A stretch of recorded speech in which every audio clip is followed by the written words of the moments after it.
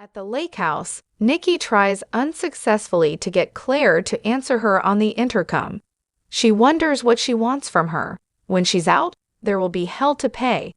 In the jazz lounge, Victoria guesses Adam and Nick have just been with their dad and want to convince her to stay on at Newman. She needles Adam, who thinks she doesn't want to admit he did the right things for the right reasons. Nick tells them to stop. Things are blowing up around them, and they need to figure out how to fix it.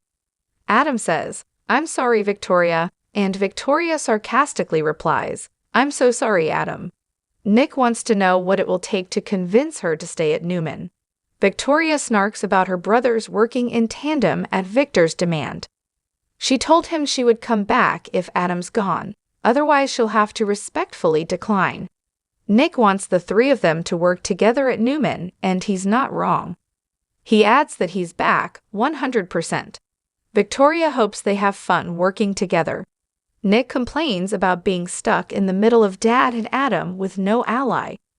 Adam pipes up that Victor has confidence in him, so why can't the two of them? Nick tells Victoria that Adam will drag the company down. Adam gawps, "You realize I can hear you." Nick tells Victoria that either the three of them work together or they're all out. Dad is going to clean house.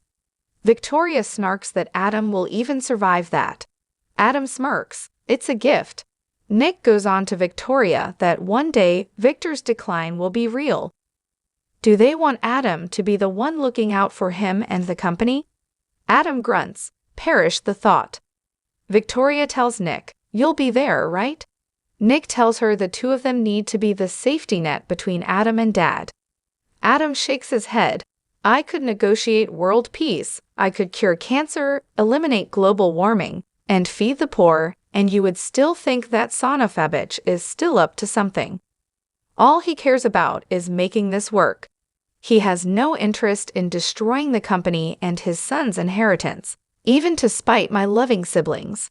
He stands up and will leave them to their conspiring.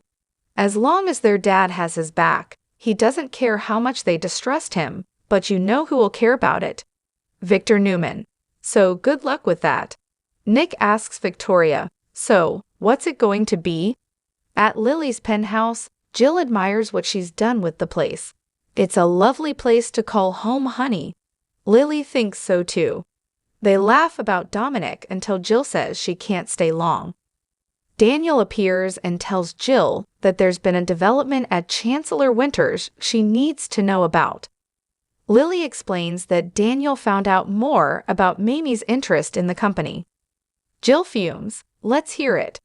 Daniel tells her the infiltration doesn't end with Mamie. The man behind the curtain is Tucker McCall. Jill gawps. Tucker McCall and Mamie Johnson? That's a match made in hell. Daniel tells Jill that his mother told him Tucker made some sizable donations through Mamie's firm. Lily's team verified it. Jill asks, "Does Devin know?" Daniel says he doesn't. He wanted to get their reactions first, and he didn't want to make matters worse until they knew more. Jill figures this was Tucker's idea in the first place and Mamie was only too happy to go along with it. They want to screw her over. Tucker joins Audra in the club dining room, and she suggests he grab a drink. "You're not going to like this." She tells Tucker that Kyle suddenly grew a conscience and is backing out of their arrangement. Tucker thinks he'll tell his family and mutters that the Abbotts are nothing if not predictable. Audra realizes he expected Kyle to do this. Tucker figured Kyle would choke. The kid just doesn't have it in him. Audra feels he was testing her too. Tucker's disappointed she didn't expect Kyle to do exactly what he did. The Abbott blood is thick as tar. Audra asks, "So what now?"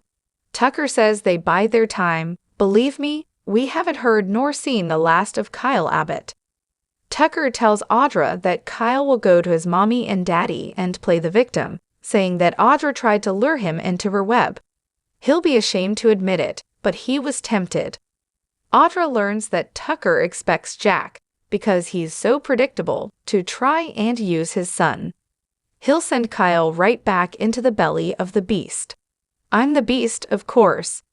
At the Abbott house, Diane finds Kyle brooding and asks what's wrong. He suggests she pour herself a drink. You're going to need it. Diane does so, and Kyle tells her, "It's bad, Mom." There will be a lot of I told you so's, and a lot of groveling on my part to Dad. He's ashamed and has rationalized a lot to himself, but now, Diane reminds him who he's talking to.